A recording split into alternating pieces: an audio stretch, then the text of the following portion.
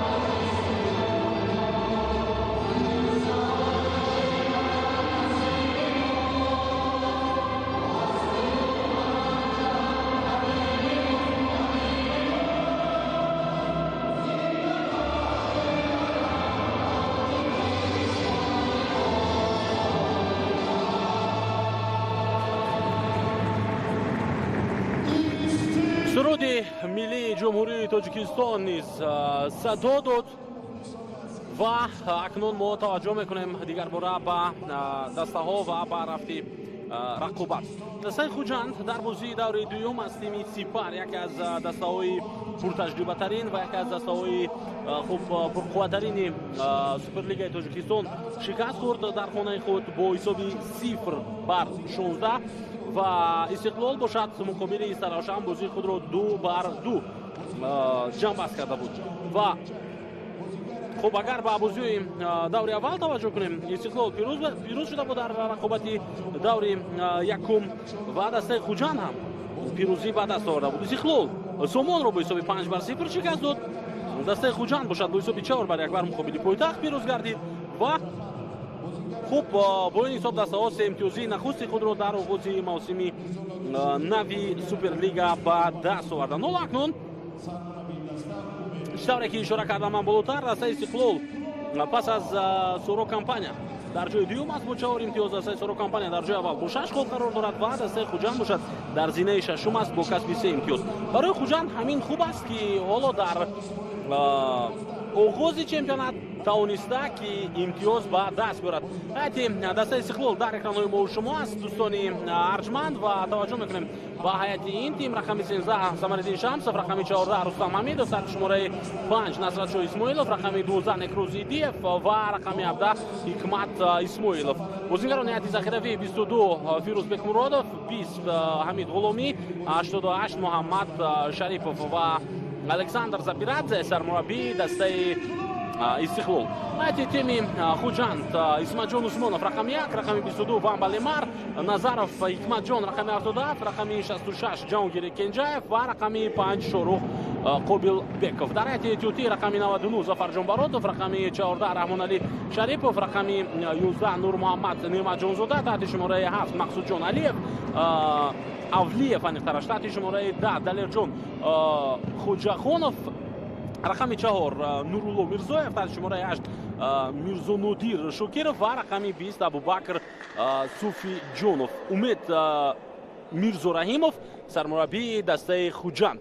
хуб, аксар бозингарони дастаи Хуҷанд маъз ин бозингароне ҳастанд ки аз ҷоми Хуҷанд ё ин ки аз мусобиқаи Хуҷанд кап ки 4 мавсим дар вилояти Суғд дар шаҳри Хуҷанд баргузор шуд ва аз тамоми минтақаҳои вилояти Суғд, аз тамоми шаҳру ноҳияҳо дастаҳо омаданд дар ин мусобиқаи футболи хурд ширкат карданд ва аз миёни онҳо хуб ташкилкунандагони ҳамин мусобиқа бо роҳбарияти дастаи Хуҷанд дар якҷоягӣ бозингарони бо маҳоратро интихоб карданд ва дастаи Хуҷандро дар футзали кишвар ташкил доданд ва ҳоло нахустин бозиҳои худро ин даста дар Суперлигаи мамлакат баргузор карда истодааст. Ин аллакай бозии сеюм барои дастаи мазкур аст ки начандон бозиҳои бад нишон медиҳад ин даста. Албатта аллакай дар ду бозии аввал 3 имтиёз ба даст овардааст. Рақобат шурӯъ шуд ва бозингарони дастаи Истиқлол аллакай ба ҳамла рафтанд. Инҷо топ дар дасти дарвозабон. хуб, дар ин рақобат дарвозабони асосии дастаи Истиқлол дар ҳайати эҳтиётӣ аст Фирӯз Бекмуродов ва маълум аст ки чаро, чунки дастаи Истиқлол бар муқобили яке аз дастаҳои кам таҷрибатарин дар Суперлигаи Тоҷикистон бозӣ карда истодааст ва ба ин хотир дарвозабони асосӣ дар ҳайати эҳтиётӣ қарор мегирад ва ӯ албатта бозингари асосии даста ҳам ҳаст, ба фарқ аз ин ки танҳо дарвозабон аст. бо ту бозам бозингарони Истиқлол, як ҳамлаи дигар, ту аз майдон инҷо берун мегардад. хуб, дар бозии имрӯза дӯстони азиз, довари асосӣ Сафаралӣ Маҳмадизода аст ва довари дуюм Манучер Замонов аст. довари эҳтиётӣ бошад дар ин рақобат Абубакр Маҳмадов ба ҳисоб меравад ва сония санҷ бошад Комрон Хайруллозода аст дар ин рақобат ва ҳамагӣ доварон аз шаҳри Душанбе. ҳуҷуми навбати дастаи Истиқлол, боз як ҳаракати хуби дигари Ҳикмат Исмоилов, аммо ӯ муваффақ намешавад дар ҳамин лаҳза. Исмоилов дар экранои мо шумо аст ва туб аз майдон берун гардид. Инҷо аут ба фоидаи дастаи Истиқлол ба миён омад. таваҷҷӯҳ мекунем ба ин аут ки чӣ гуна онро истифода мебаранд бозингарони дастаи Истиқлол ва гол ё ин ки на, иҷрои пас аз аут хато буд аз тарафи бозингари дастаи Истиқлол ва довари канори ин ҳолатро хуб мушоҳида карда тавонист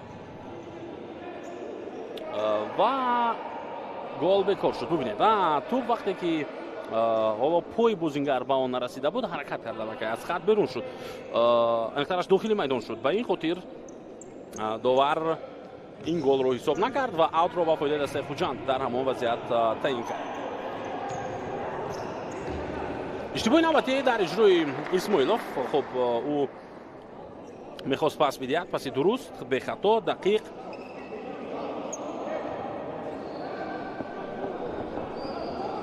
аммо натавонист. тубро ба бозӣ медарорад Шорух Қобилбеков. бозингарони Хуҷанд бозам тубро аз даст медиҳанд ва дарҳол баъфӣ бармегарданд. дар дифоъ қарор гирифтан ҳоло кори асосии дастаи Хуҷанд дар ҳамин лаҳзаҳо ба ҳисоб меравад.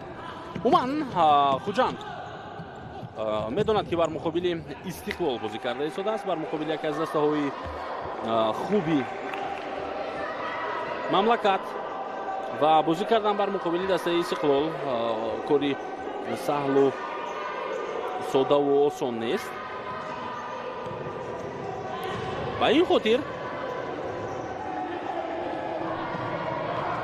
حالا احتیاط میکنند و از دیفو بازی را شروع کرده و همچون دسته دوم بازی کرده شدن. باز یک پرتاب دیگر و دروازه‌بان خوجند دستش را از گل احتمالی نجات داد. در همین لحظه حکمت اسماعیلوف نزدیک بود که مؤلف گل میگردید اما نشد و صحنه تکرار این هجوم رو میبینیم. بعدا نظرت دسته خوجند جهانگیر کنجاєв هم سخت رقابت برد در ادامه برای توپ به دروازه دستش وارد نگشتن. اومد دسته استقلال این موسم برنده سوپر جام است در مملکت. سوپر جام وید با فوتزال در سال 2024.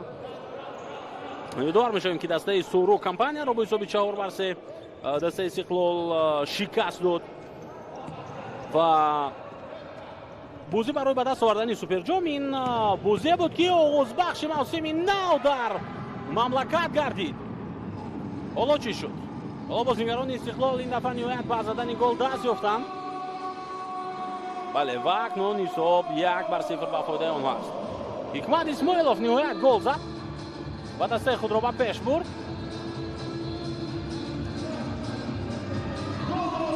از مسافه دور به نهایت ضربه سخت در اجرای نکروزیدیف بود. دروازه‌بان ضربه را برگرداند اما دفاعگران در این حالت نه اونقدر فعال شدند و همین سبب شد که برای حکمت اسماعیلوف امکانی زدن ضربه جانبی دروازه خوجند مرتبه دوم پیدا شد و اینجا توپ را بعد دروازه وارد کرد. بازیگران خوجند اکنون از مرکز کم می‌باشد عبور میکنند میگذارند جانبی نیمه میدانی استقلال. حتی حکمت جان نظرف کوشش کرد که یک ضربه هم بزند هرچند ضربه زده او برگردانده شد. بعد دوباره همه جایهای خود را میگیرند. حالا در حیات دسته استقلال یک تغییرات شد و حکمت اسماعیلوف مؤلف گل از بازی برآمد. با احتمال زیاد حمید غلامی بازیگر شماره 20 به جای او وارد رقابت شد. اینکه محمد شریفوف بله محمد شریفوف بازیگر شماره 88 با میدان است. خب اینجا جهانگیر کنجاєв بازیگر شماره 66 از دسته خوجند اسبا هفتی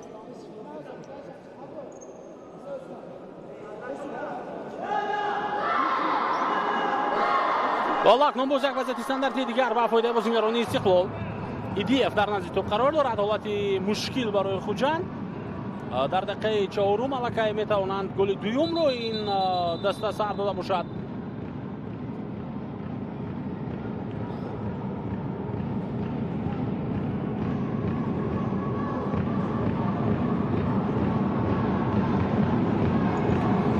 خب توجه میکنیم شکی دوار پس با مرکز ضربه و توبتی دروازه برمیخورد. ضربه تکراری دروازه‌بان دسته خوجند این حالت را توانست برطرف کرده اما حالتی خیلی زیبا بود.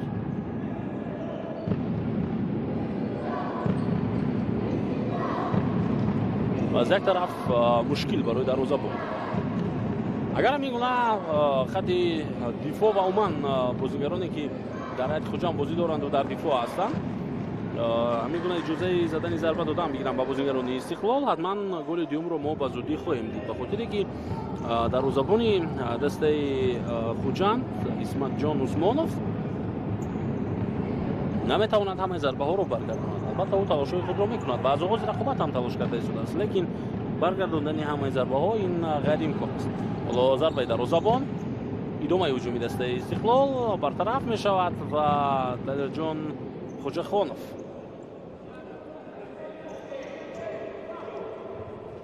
این حالت رو توانست برطرف کرده. ایدیف پس او با مرکز توپ از میدان بیرون برد. اسمت جان عثمانوف در حال توپ را به بازی می‌دارد. توپ بازیگران خوجند لمر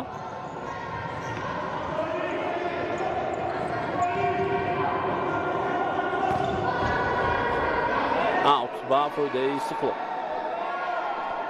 چرا به دروازه‌بان در همون وضعیت پس نداد جهانگیر؟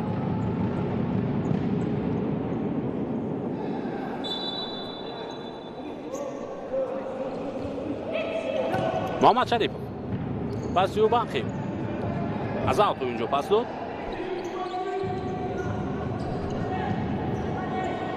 باز یک حمله دیگر در اجرای بازیگران استقلال. حمید غلومی هم در میدان است و امکانات نوبتی ضربه توپ در دست دروازه‌بان خوجا. بازی ویران شد در مقابل غلومیونه. بازیگر از پای میافتد و چنین به نظر میرسد که او سیو گرفته است.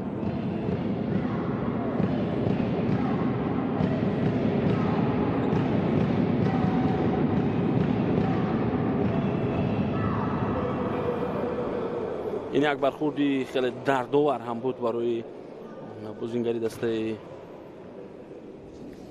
استقلال، اما گمان میکنم که او به زودی میتواند برخیزد و رقابت رو ادامه بدهد. اگر خوب ایواز هم که گردد جای شبهه نیست. یعنی من در عموم در نظر دارم که میتواند رقابت رو این بازیگر حتی بعد کم استراحت کردن دوباره به میدان برگشته ادامه بدهد.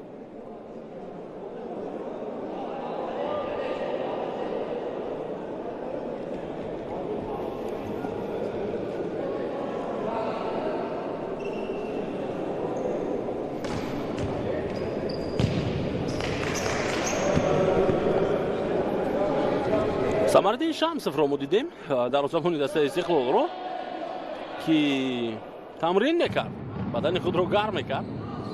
او واقعا از آغاز رقابت تا حال قریب که کار نکرده است، فقط در پیش دروازه دستش ایستاده و بازی رو نظارت کرده است. به خاطر که بازیگران دسته خوجند تا حال یگان هجوم حتی سازمان ندادند جانب دروازه استقلال.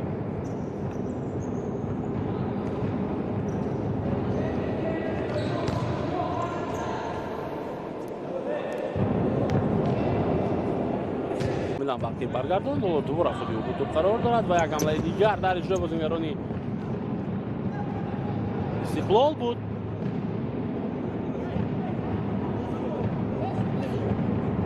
و هم بالمر کوشش میکند به داور این رو فهماند که توپ آخرین بار به پای بازیگری دسته استقلال رسیده از میدان بیرون شد، اما نه.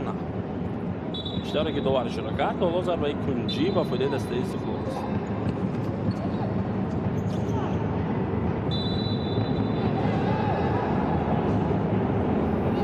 اوت به فایده استقلال.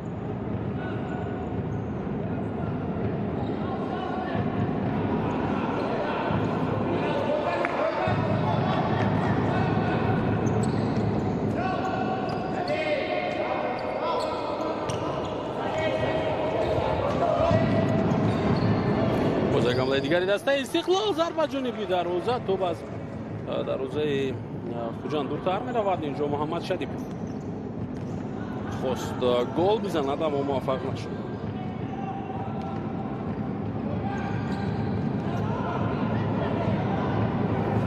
از هجوم دسته خوجان اولین بار بازیگران خوجان کوشش کردند که یک حمله انجام بدهند و توپ رو به نزد جریمه‌گاه دسته استقلال برند، ولی موفق نشدند در همان حالت. حالا رستم حمیدov به بازی برگشته است. هجوم نوبتی دسته استقلال فرصت می‌جویند آنها برای زدن گل، حتی ضربه جانبی دروازه و صد می‌گذارد. در همین حالت بازیگر شماره 8 میرزانودیر شوکیرov و اجازه نمی‌دهد که توپ جانبی دروازه دسته آنها روان کرده شود.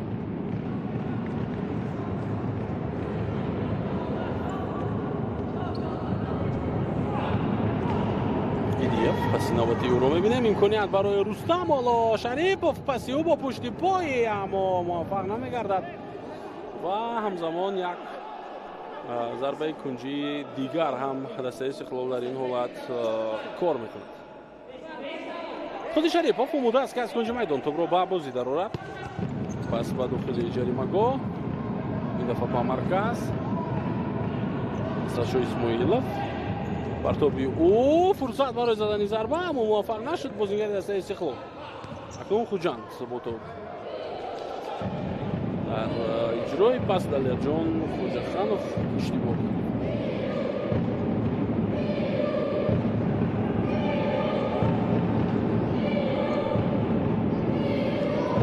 Абубакр Суфиҷонов бошад. дар ҳамон вазъият тобро дар ихтиёри худ нигоҳ дошта, натавонист зарбаи навбатӣ ва тӯб дар дохили дарвозаи дастаи Ҷанд. ҳисоб 2-0 ба фоидаи Истиқлол. Рустам Ҳамидов ба задани гол даст меёбад. Рустам Ҳамидов дар бозӣ барои ба даст овардани Суперҷоми Тоҷикистон беҳтарин бозингар эълон гардида буд. яъне ӯ унвони беҳтарин бозингари Суперҷоми кишварро даст оварда буд. дар ҳамон рақобат ин бозингар голи аввалро зада буд. вазъияти дастаи Истиқлол ҳисобро ӯ кушода буд.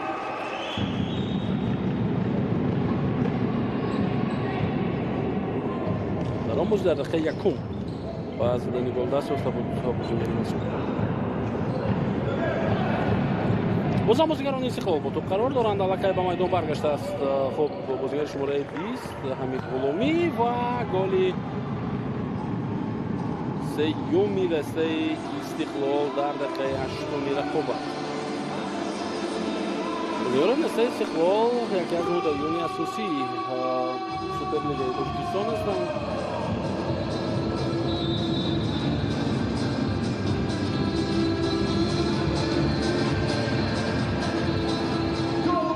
ва ҳоло пайваста бозигарони ин тим дар бозии имрӯз ҳам хуб кӯшиш доранд ки шумораи голҳои худро бозам бештар кунанд. инҷо саҳнаи такрорро мо мебинем ки чӣ гуна ба поён расид ва зарбаи задаи Ғуломӣ ба гол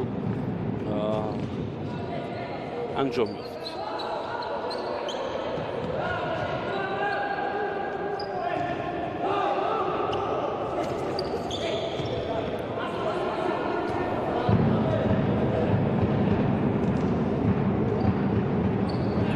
дар ихтиёри Ғуломӣ ҳаракати ӯ ба марказ. бозам пас ба канори рост Исмоилов тобро ба дохили ҷарима равон кард. тоб дар дасти дарвозабони дастаи Хуҷанд. бозигарони Хуҷанд ҳоло ҳатто як дафъа ҳам ки шуд ба ҳуҷум нарафтанд. Лемар паси ӯ ба канори рост ва инҷо акнун ба ҳамла меравад ин даста. фурсат барои бозигарони Хуҷанд метавонист ба миён биёяд агар паси Мирзо Нудир Шокиров бозигари шумораи 8 аз ҳайати Хуҷанд паси хубу дуруст мешуд.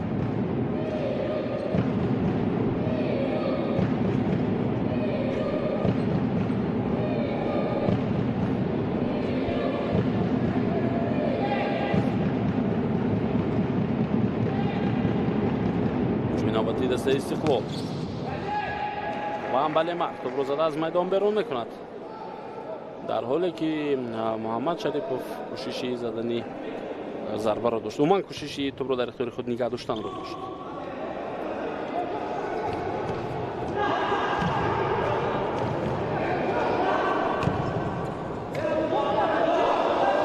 Ҳамид Ғуломӣ паси ӯ ба канор. идомаи ҳуҷуми дастаи Истиқлол. бозигарони Хуҷанд ҳоло боз ҳам мавқеъҳоро дуруст ҳатто ишғол карда наметавонанд ва дар бисёре аз ҳолатҳо мавқеи озодро худашон барои рақиб нишон медиҳанд ки инҷо холӣ аст, инҷо озод аст ба он самт. ва бозигарони дастаи Истиқлол ҳам албатта медонанд ки дар чунин вазъиятҳо куҷоро бояд ишғол кунанд.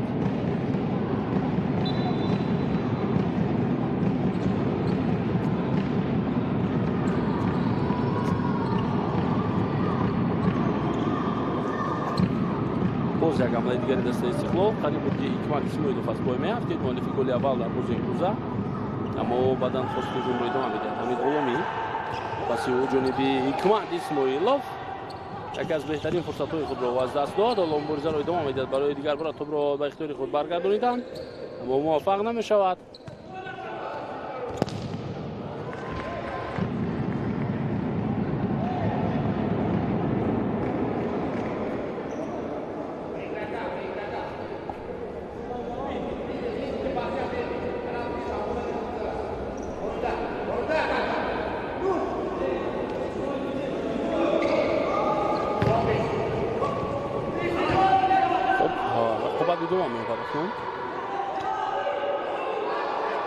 اینجا چون به نظر میرسه که دوبار فراموش کرد تو سینه‌ها رو باز دارد. бозингери дастаи Истиқлол ва барои тӯбро ба майдон баргардонидан ва бозиро дубора идома додан рафт. дар он ҳолат ҳам сунаҳо тайёр шуд.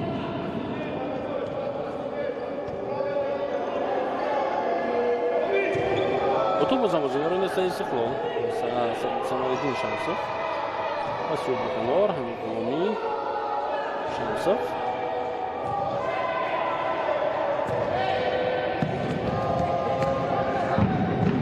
то бозан бозингарони Истиқлол бозан пасои онҳо ва зарбаи Ҳамид Ғуломӣ ки баргардонда мешавад аз тарафи Вамба Лемар.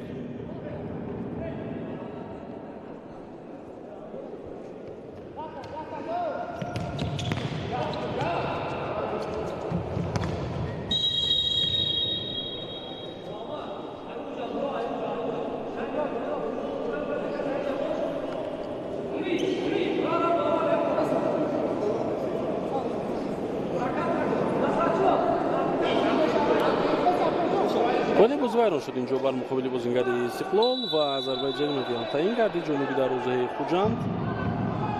Ғуломӣ пас ба марказ як зарбаи дигар заминӣ ки дифоъгарон онро ҳам бармегардонанд. дар ин бозӣ аз як тараф бозингарони Истиқлол барои ба даст овардани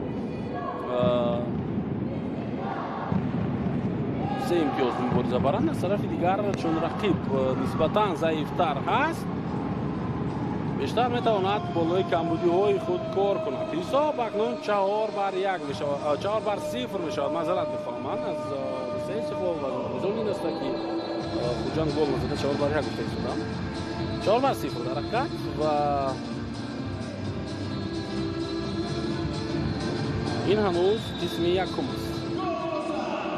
бозӣ бо дастаи Сипар барои дастаи Хуҷанд хеле мушкил пушти сар шуда. 16-0.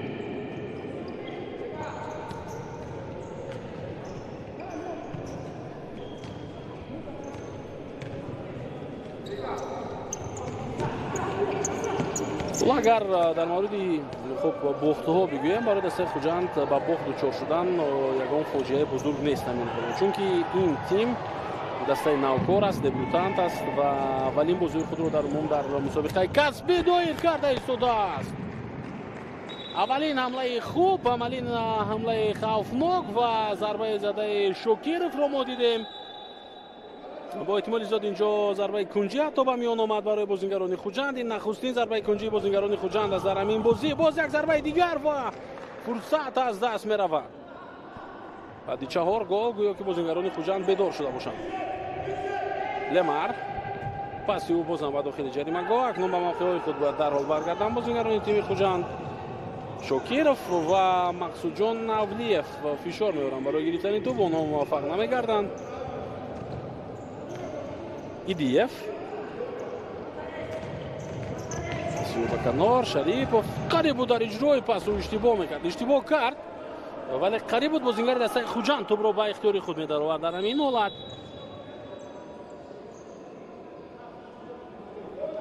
ба ҳар ҳол ба тӯб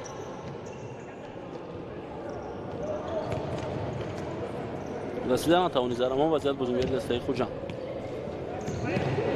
Мирзонуддин Шокиров ҳуҷуми дастаи Истиқлолро бартараф мекунад. Лемар паси ҷониби Шокиров, аммо Шокиров ҳаракат намекунад дар ин вазъият барои тӯбро ба ихтиёри худ баргардонидан.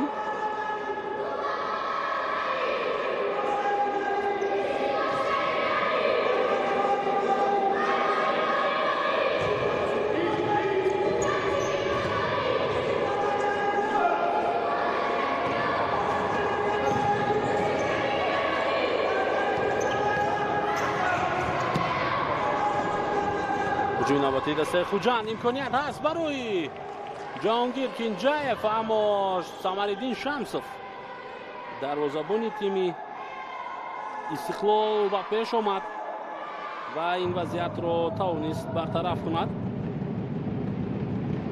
ҳолати тоҷӯе мушкил барои дарвозабон метавонист ба миён биёд агар ӯ ҳаракат намекард, ӯ ба пеш намебард дар ҳамон ҳолат.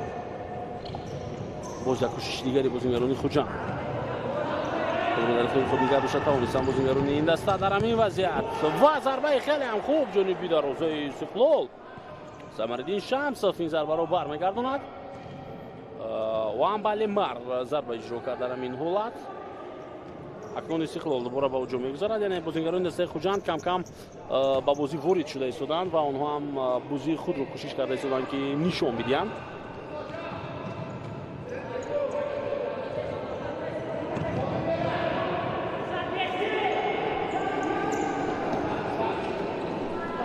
ادامه می‌دهد رقابت.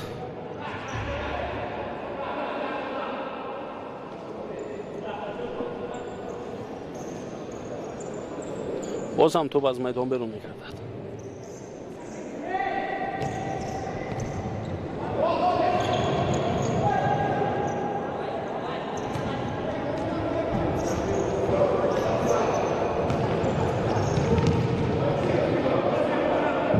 هجوم نوبتی دسته استقلال.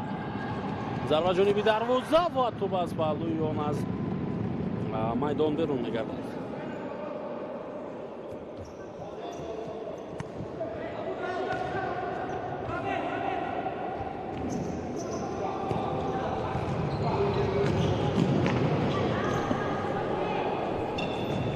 و امبالی مر با او فشار می‌آورند بازیگران استقلال و در نهایت توپ از پای بازیگر استقلال نصرت شاه اسماعیلوف از میدان بیرون گردید. و خب برای این دسته، یعنی برای دسته استقلال در همان لحظه ضربه کنجی به میان نیامد.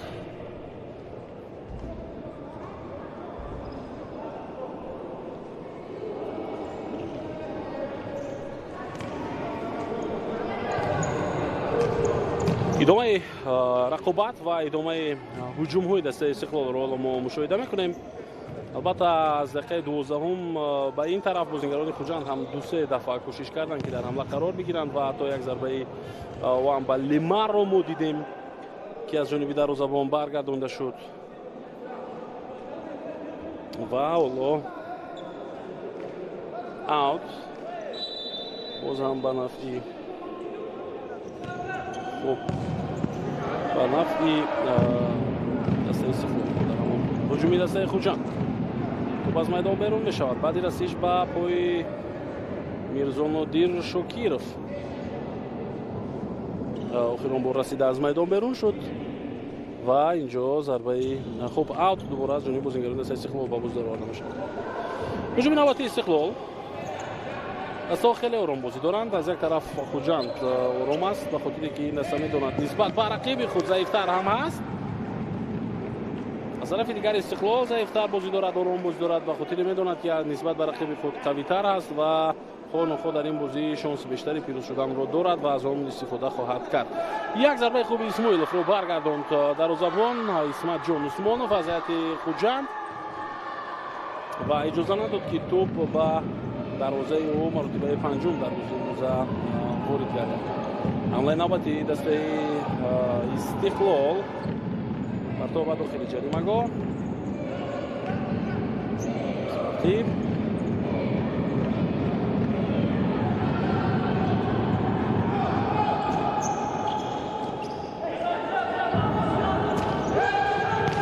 در جریمه‌گاه دسته خوجند و اما پسی آخرین نه آنقدر پسی خوب بود و بازیگران تیم استقلال موقع را از دست دادن در همین وضعیت. هجوم نوبتی رو می‌بینیم در اجرای بازیگران استقلال. باز هم اشتباهی نکروزیتیف و اوت و فایده دسته خوجند. پسی نیما جانزاده نور محمد از اوت خوجند در هم قرار میگیرد.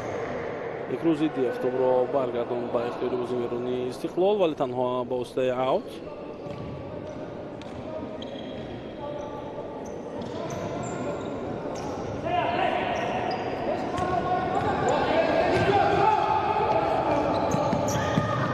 باز یک کوشش دیگری بازیگران استقلال اینجا به نتیجه به پایان میرسد و خوجند اکنون به هجوم میرود. امکانیت حتی برای زدن گل هست اما در این لحظه چگونه نکروزیتیف خوب بازی کرده توانست و این وضعیت رو از بین бурд бозингари шумораи 12 дастаи Истиқлол.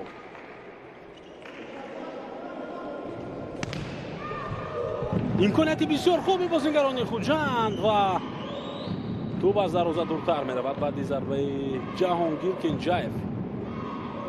дубора саҳнаи такрорро мебинем. умуман Самариддин Шамсов омодаи баргардондани тӯб набудан ҳамин лаҳза, вале ба ҳар ҳол тӯб ба дарвозаи ӯ ворид нашуд.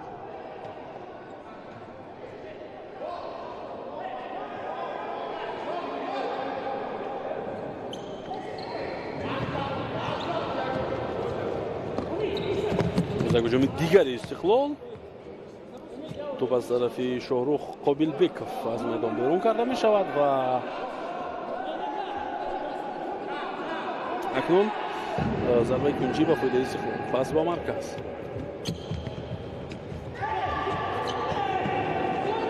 дарвозабон.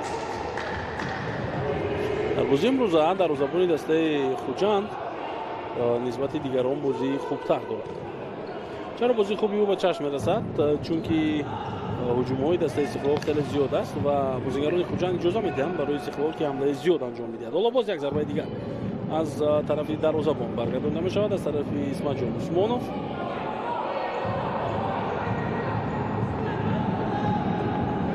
Самариддин Шамсов пас ба канор, Ҳамид Ғуломӣ, паси Бақӣ,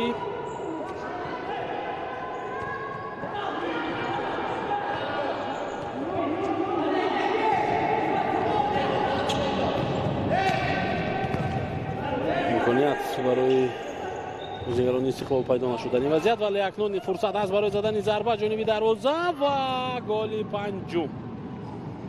бозии хубу зебову дидани Насратшоҳ Исмоилов дар ҳамин вазъият ва баъдан ӯ пас дод ба канор. ниҳоят ӯ ба дарвозаи дастаи Хуҷанд ворид гардид. Рустам Ҳамидов дубли худро дар бозии имрӯза аллакай ӯ ба қайд мегирад.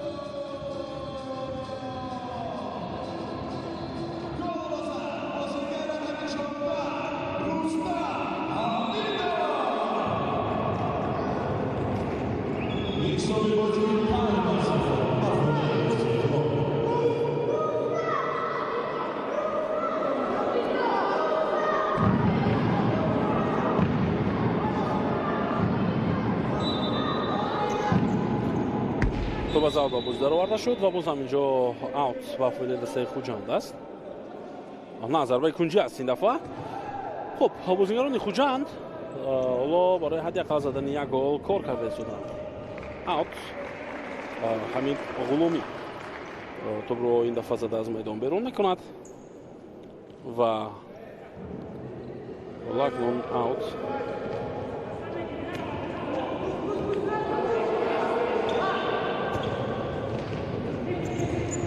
хуб,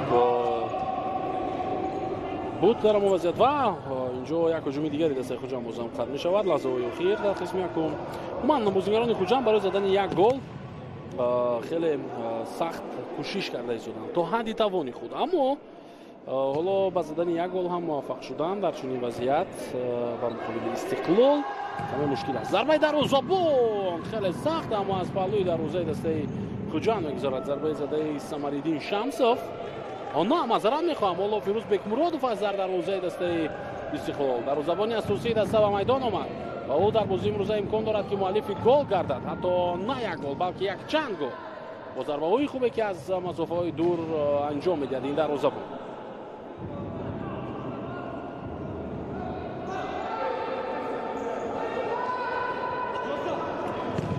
бозам як зарба ҷониби дарвозаи Хуҷанд ва ин дафъа бозингари ин даста Нурмуҳаммад Неъматҷонзода бармегардонад зарбаро. бозингари шумора 11.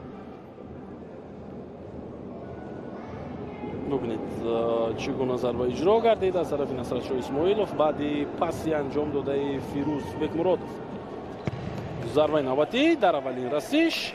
Рустам Ҳамидов инҷо зарба иҷро мекунад ва умуман бозингарони дастаи Истиқлол ба ҳар тарзе ки мехоҳанд ҳамин ҳоло бозӣ карда истоданд дар қисми аввал. яъне онҳо имрӯз дар мавриди камбудиҳои худ ҳам фикр мекунанд ва барои бартараф кардани онҳо ҳам кор мекунанд. нимаи аввал ба поён мерасад бо ҳисоби 5-0 ба фоидаи дастаи استقلال و بازیکنان خوجند هم البته چند فرصت داشتند. این بد نیست برای دسته خوجند که دسته نوکور است در مسابقه، ولی استقلال ارزنده بازی کرد در قسم یکم. بالا به تنفس میرویم و بعد چند از وقت قسم دوم این دیدار برمیگردیم.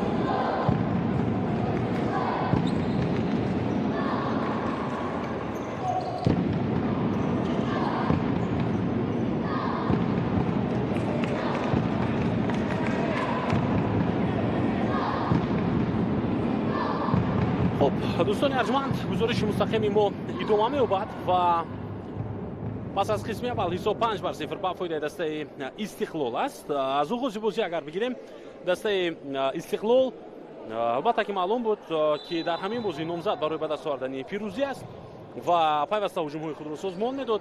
خوجند همیشه در دفاع باقی می‌ماند و چنین شد که در قسم اول همگی یک یا دو دفعه بازیگران خوجند هم در برابر استقلال موفق شدند تا هجوم سازمان بدهند و حتی یک دفعه امکانی زدن گل برای جهانگیر کنجاєв با میان آمده بود. حالا هجوم نوبتی در اجرای بازیگران استقلال، توپ از میدان بیرون کرده می شود. خلاصه در قسم اول بازیگران استقلال با زدن 5 گل دست یافتند. آنجا گل نخستین را از دسته استقلال حکمت اسماعیلوف زد، بعدا 2 گل در اجرای رستم حمیدوف بود و با زدن گل محمد شریفов همچنین دست یافت و نصرت‌شاه اسماعیلوف اگر خطا نکنم یک گل دیگر زد و اینکه حمید غلامی بود.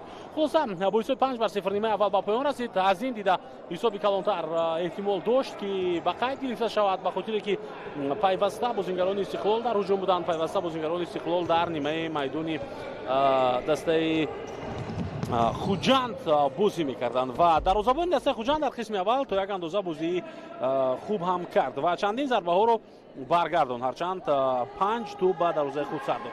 حالا باز یک وضعیت استانداردی دیگر با فایده بازیگران استقلال و یک ضربه کنجی دیگر، این هم در آغاز قسم دوم است دوستان ارجمند که اجرا میگردد.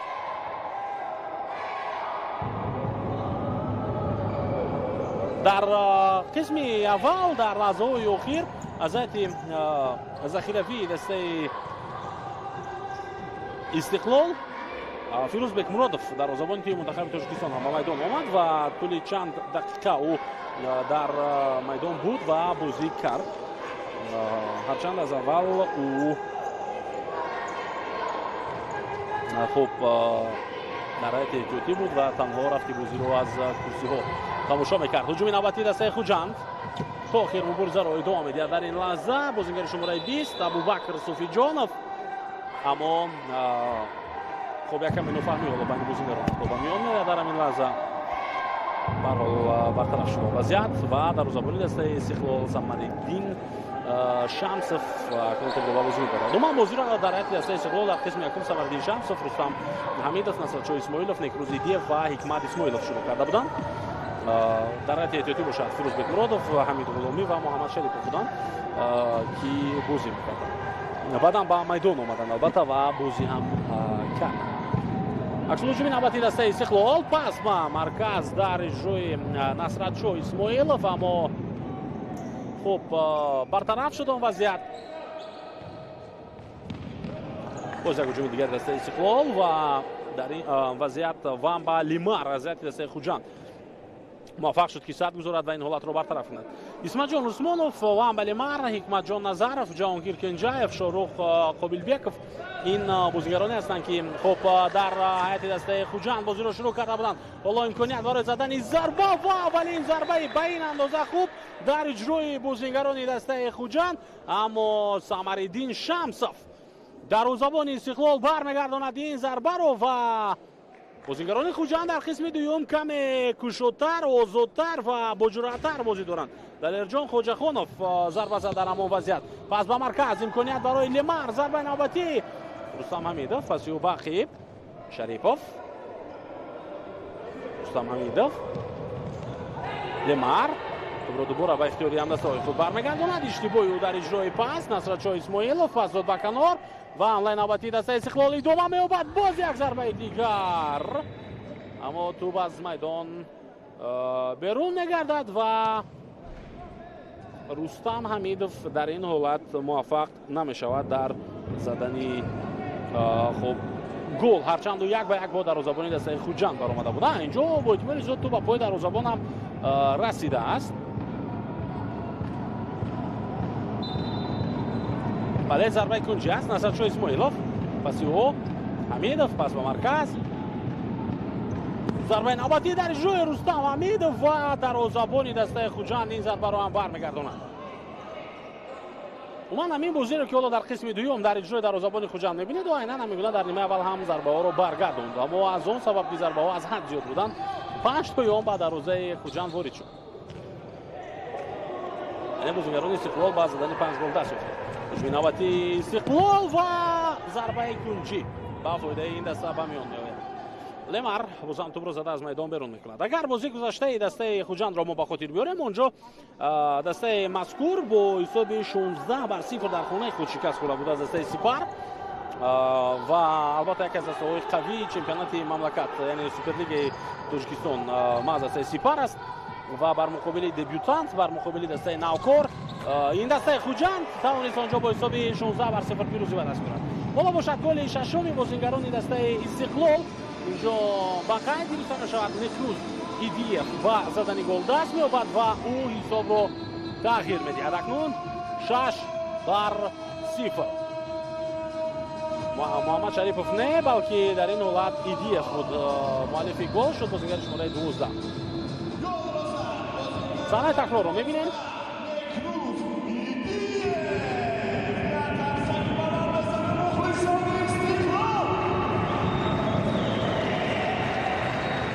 بازی ادامه می‌یابد اکنون و بازم اوت با فایده خوجند.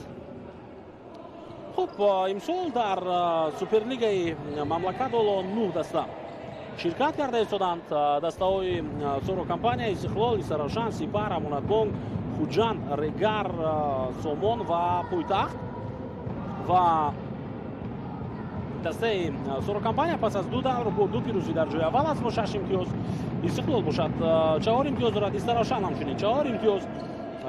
سپر، امانتبانک، خوجند دسته‌ای هستند که 3 امتیازی دارند و در این میان رگار، سومون، پایتخت پس از 2 دور اول خب ولو امتیاز به دست نآورده بودند و اکنون بازی نوبتی خود رو این دسته در دور سوم ملکه دایر کردند. خب در مورد نتیجه‌های این دور بعداً باز خواهیم گفت و از میان این 9 دسته خوجند در جای ششم است با به دست آوردن 3 امتیاز. البته در برابر امانتبانک و سپر این دسته 3 امتیاز دارند و تیم استقلال و سراشان 4 امتیاز دارند. در جای‌های دوم و سوم قرار دارند و سورا باشد صدرنشین هم است در گروه.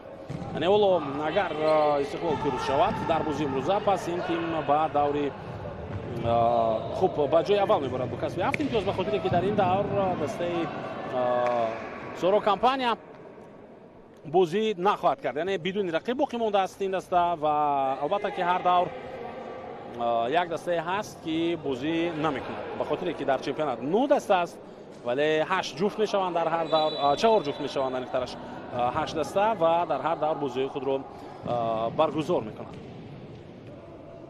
و خب یکی از دسته‌های نوکار، یکی از دسته‌های به اصطلاح دبیوتانت در سوپرلیگ تاجیکستان این دسته خوجند است. ضربه نوبتی جانبی دروازه اسمت جون عثمانوف بود که از دروازه دورتر هم رفت. این ضربه نصرت شاه اسماعیلوف. خب در مورد دسته خوجند میگفتیم که این دسته نوکار است. البته روبریت دسته خوجند، روبریت دسته فوتبال بزرگ خوجند و تشکیل کننده های مسابقه خوجند کپ که در شهر خوجند فوتبال خورد دایر کرد. این مسابقه 4 موسم حتی بازی‌هایش برگزار شدند و از خب شهر نویاهای ولایت سوخت دسته ها از طرف جوانان تشکیل شدند و در این مسابقه اشتراک کردند. در 4 موسم از میان آن بازیگران روبریت دسته فوتبال خوجند در یک جایی با روبریت اینکه با تشکیل کننده های جام خوجند یا که خوجند کپ بازیگران خوب را از میان آنها انتخاب کردند و دسته خوجند را در فوتزال تشکیل دادند. تا این وقت دسته خوجند نبود در فوتزال، تنها فوتبال بزرگ بود و خلاص.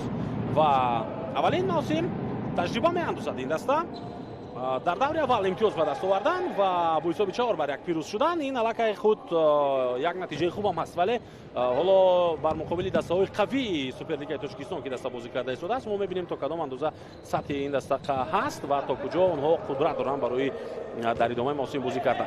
از سپر با حساب 6-0 شکست خوردن در دربی سوخت و از استقلال حالا در قسم دوم با حساب 6-0 مغلوب شده شدند. البته این دسته در بازی با دسته‌های قوی این موسم برای به دست آوردن تجربه بازی کند و در رقابت با دسته‌های نسبتاً ضعیف برای به دست آوردن حداقل امتیازها. پس این علاقه خود یک تجربه بزرگ میشه برای دسته تا اینکه در موسم‌های بعد یک از دسته‌های رقابت‌پذیر ما این تیم رو ببینیم. البته استقلال با قدرت و اقتدار خود яке аз дастаҳои хуби футзали мамлакат аст ва барандаи суперҷом аст. охирин ҷоизае ки ин даста ба даст овард дастаи соро, дастаи сипар, дастаи амонатбонк ин дастаҳое ҳастанд ки мо аз тавон ва аз сатҳи бозии онҳо хуб огаҳ ҳастем. ҳуҷуми навбатии Хуҷанд дар сатҳи бисёр олӣ буд. ин ҳамла ва зарбаи навбатӣ, аммо Самариддин Шамсов дарвозабони Истиқлол зарбаро бармегардонад. Тӯбро аз даст додан бозигарони дастаи Хуҷанд. Ҳикмат Исмоилов тӯбзада аз майдон берун карда мешавад.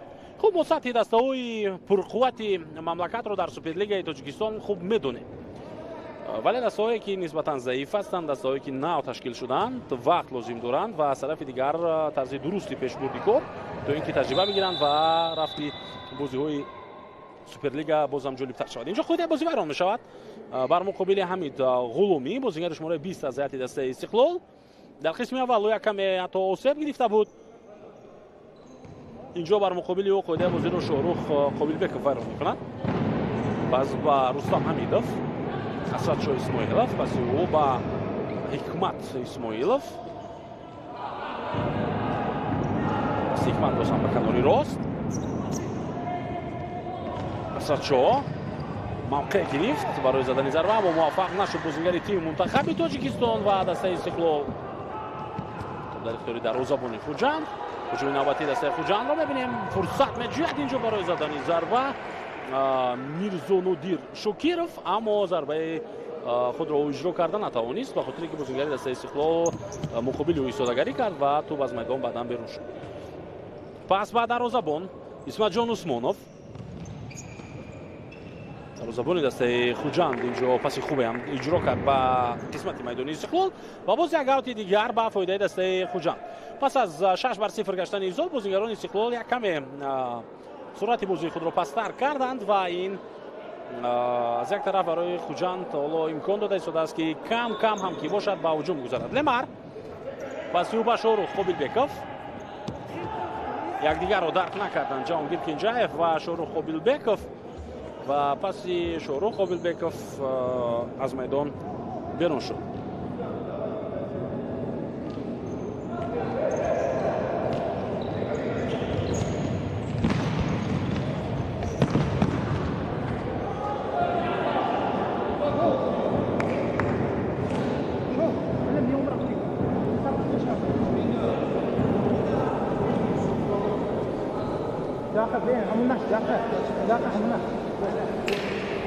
аут ба фоидаи дастаи Истиқлол буд.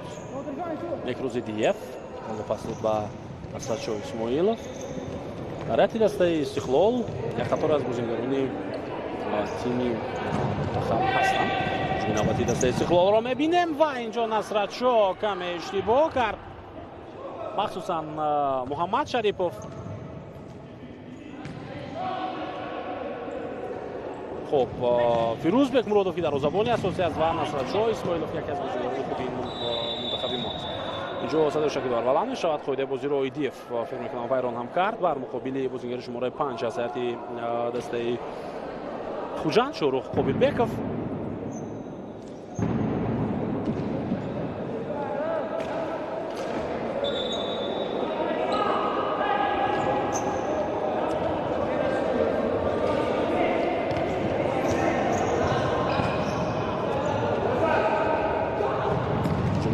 Хуҷанд бозигари дастаи Хуҷанд аз пой меафтад. Насратшоҳ Исмоилов бидуни қоида вайронкунӣ тӯбро ба ихтиёри худ даровард. ҳоло Насратшоҳ тӯбро аз майдон зада берун мекунад. дар ҳамин ҳолат ба хотире ки бозигари рақиб аз пой афтид ва ин дӯстони азиз бозигари шумораи 66 Ҷаҳонгир Кенҷаев аст. Кенҷаев дар бозии имрӯза аз дақиқаҳои аввал хеле зиёд дар майдон буд. албатта гоҳ-гоҳ ӯро иваз кард сармураббии дастаи Хуҷанд Умед Мирзораҳимов, аммо дар умум ӯ дар ҳайати асосӣ бештар бозӣ кард. маълум аст яке аз бозигарони хуби дастаи Хуҷанд аст, яке аз бозигароне аст ки хуб сармураббӣ ба ӯ ҳоло бовар кардааст.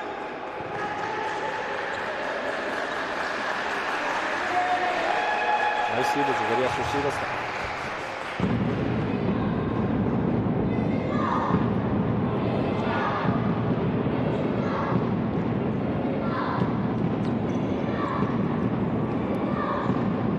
ҳуҷуми навбати истиқлол иштибоҳи дарвозабон дар иҷрои пас Самариддин Шамсов.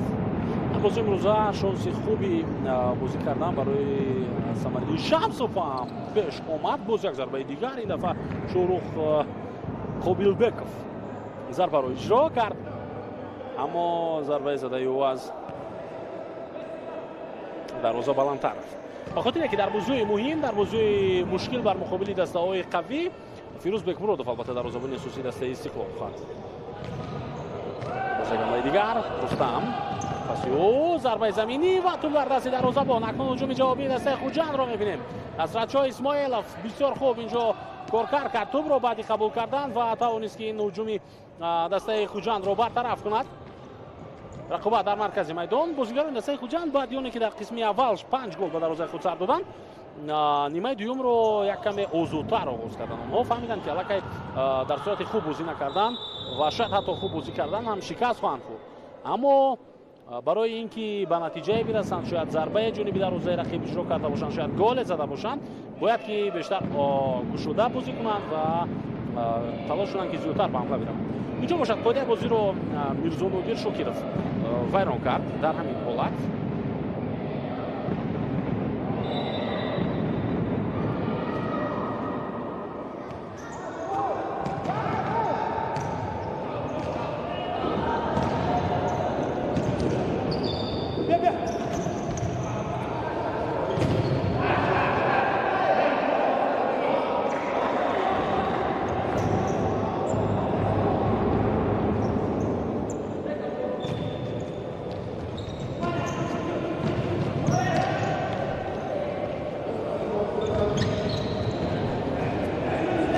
аз майдон берун мешавад.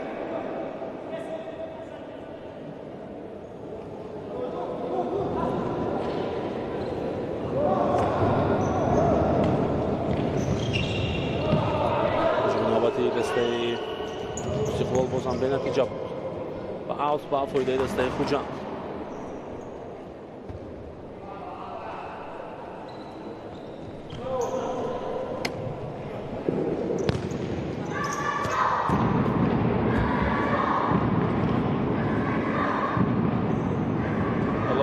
кӯшиши дигари бозигарони дастаи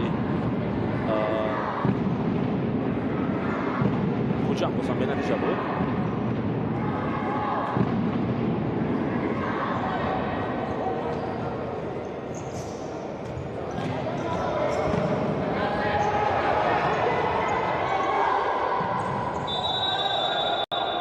давар инҷо қоидаи бозӣ вайрон мешавад ва давар мешавад ки дар бозии имрӯза давари асосӣ ин Сафаралӣ Маҳмадизода аст. ав аз инҷо бозигаронро даъват мекунад ки ором бошанд ва хуб бозӣ кунанд аз рӯи қоидаву қонунҳо.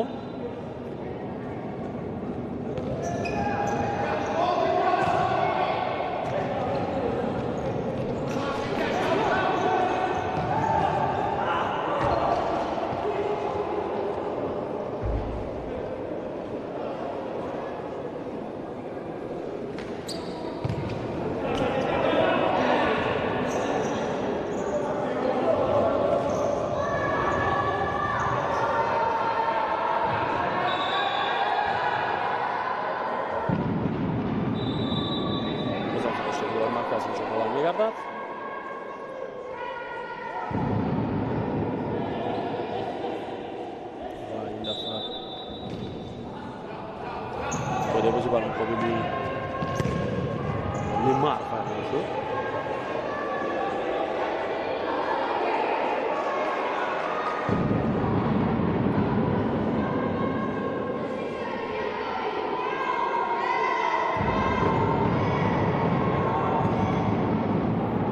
Хесен заоми қисми дуюми омаданд. Дар нимаи аввал бозигарони Истиқлол бештар бозӣ хуб доштанд ва фаъолтар буданд. онҳо дар умум ба задани 5 гол расонданд. онҳо дар нимаи дуюм дар 13 дақиқа фақат 1 гол заданд. ҳисоби 5-0-ро баъди қисми аввал танҳо 6-0. ҳамидов пасти инҷо ду нафар топ расида натавонистанд. Муҳаммад Шарипов ва Насратшоҳ Исмоилов. دو نفر.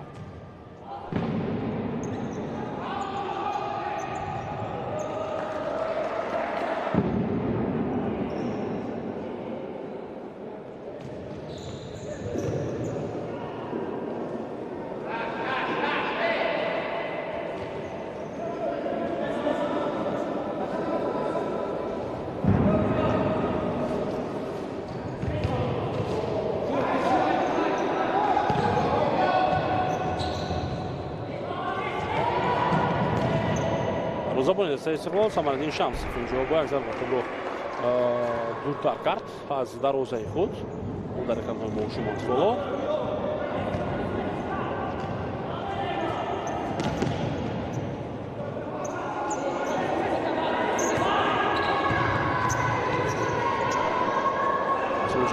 سه استقلال رو می‌بینیم. نکروز دیف با تنهایی بر مقابل دو کس بازی می‌کند. دو توپ رو در اختیار خود نگه داشت، اما بعداً وقتی که پاس داد بر رستم حمیدov بر مقابل ایدیف خود بازی ویران شد و اکنون دوبار کورتی ضرب می‌دهد با بازیگر دسته خوجند در همین وضعیت.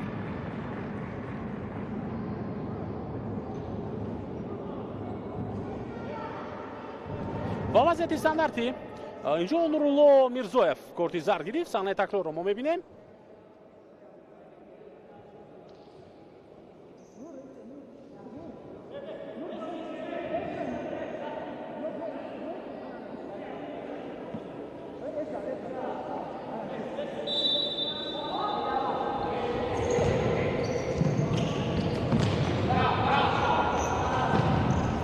بازی دوام یابد و توپ در اختیار بازیگران استقلال. ایدیف تا آخر کوشش کرد، اما اینجا اسمت جان عثمانov دروازه‌بان تیم خوب خوجند کمی به پیش آمد و خبر رساند به ایدیف برای توپ رو گرفتن. اسرچو اسماعیلov پس او بعد داخل جریمه گل ضربه و بازم دروازه‌بان خوجند موفق نمی‌شود در نوبت دوم بعد آنکه که ضربه اول رو برگردوند و گل هفتم دسته استقلال. نکروز ایدیف می‌آید و زدن گل دست می‌یابد در این حالت و بالا باشد او از میدان بیرون می‌شود. بعد این گل صحنه تکرار رو می‌بینیم. اسرچو اسماعیلov چگونه پاس خوب داد به رستم حمیدov، اما رستم حمیدov در زدن گل موفق نشد، ولی بعداً محمد شریف توپ رو برگرداند برای ایدیف و نکروز ایدیف باشد در یک حالت توپ رو بعد دروازه خوجند برید کرد. اسماعیلov به صورت که صبح 7% در این بازی امیدوار میشیم که در تاریخ این دو دسته این نخستین بازی است که برگزار میشود و شاید این نخستین بازی هست در چنین حالت برگزار میشود، در حالتی که استقلال در بهترین وضعیت خود قرار دارد، خوجند باشد در ضعیفتر و این ضربه را سامرالدین شمسov دروازه‌بان استقلال توانست برگردانده و ضربه کلچی با فایده دسته خوجند و اکنون پرتاب برطرف می‌شود. این ضربه کلچی رقابت میرزویف ادامه دارد، اما نورالله میرزویف نتوانست توپ را در اختیار خود نگه داشته، لیکن به هر حال اوت باز هم با فایده دسته خوجند است در این لحظه ها.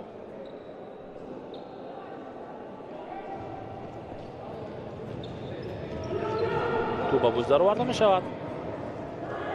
کوشش نوبتی بازیگران خوجند و در لحظه های اخیر این وضعیت را حمید غلامی برطرف کرد. حمید غلامی توپ رو از میدان زده بیرون کرد در همان وضعیت.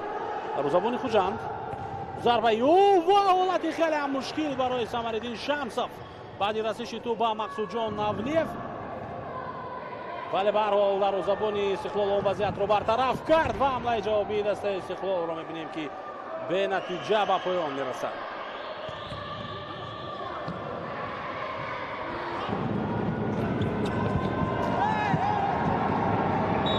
اینجا دوستان ارجمند توپ به دروازه دسته خوجند فکر می‌کنم که ورود شد، بله بازیگران استقلال جشن هم می‌گیرند این حالت رو.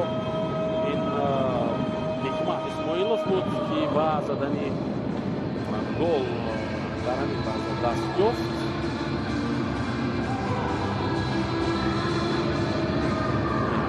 کوشش جهانگیر کنجاev برای برگرداندن توپ дигар бенатиҷа буд. ҳарчанд худро ба замин партофт, кӯшиш кард тӯбро баргардонад, аммо аллакай тӯб ба дарвозаи Хуҷанд ворид гардид. ҷаҳонгир тӯбро хеле осон аз даст медиҳад. Насратшоҳ Исмоилов сарихи марказ ҳуҷуми дасташро идома медиҳад. боз як ҳамлаи дигар дар иҷрои бозингарони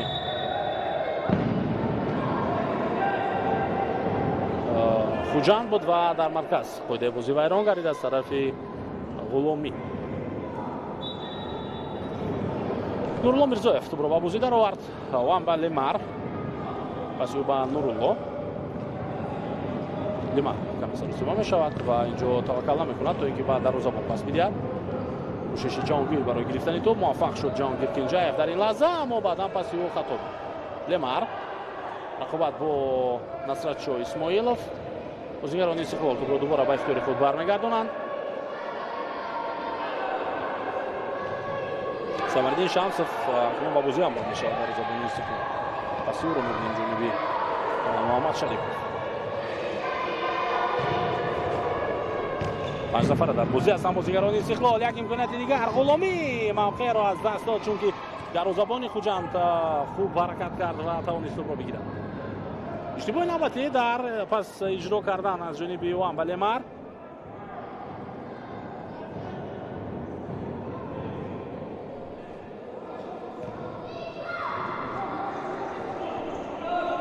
сармураббии дастаи Хуҷанд барои шумо нишон дода мешавад. шаду инҷо бо ин нигоҳҳои худ пеш аз ҳама камбудиҳои бозингаронро ва заифиҳои бозингаронро омӯхта истодааст ва барои худ гирифта истодааст то ин ки дар лаҳзаи пас аз бозӣ ба онҳо бифаҳмонанд ки кадом камбудиҳоро бояд бартараф кунанд. оҳиста оҳиста албатта ин ҳамаш мешавад ва дар куҷо чӣ иштибоҳҳое доштанд.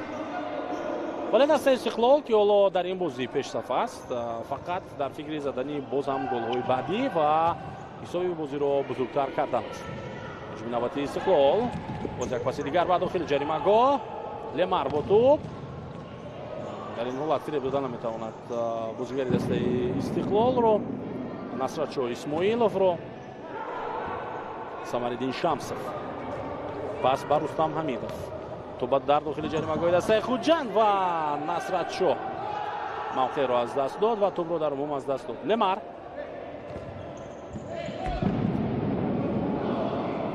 тӯбро аз майдон берун кард ӯ бо задани зарба ба пои рақиб.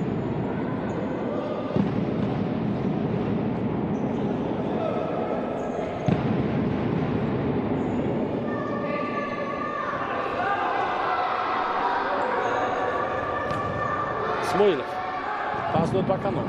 худи Насратшоҳ паси навбатии ӯ имконият барои Идиев. пас ба Рустам Ҳамидов ва голи нӯҳуми дастаи Истиқлолро Рустам Ҳамидов мезанад. дар бозии имрӯза ин голи чаҳоруми Рустам Ҳамидов аст.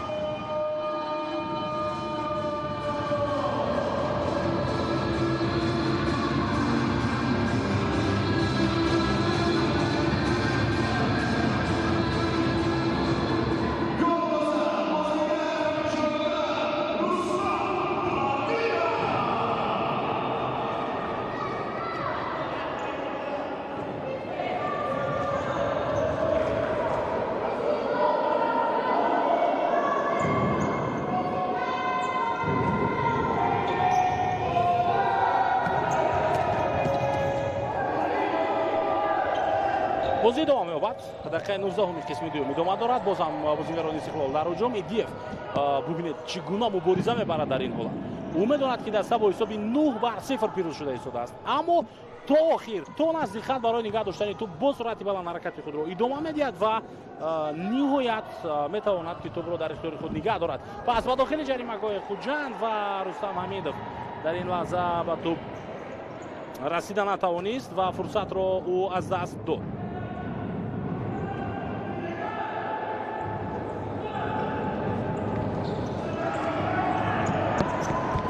навбатии дастаи Истиқлол боз як фурсати дигар аз даст меравад.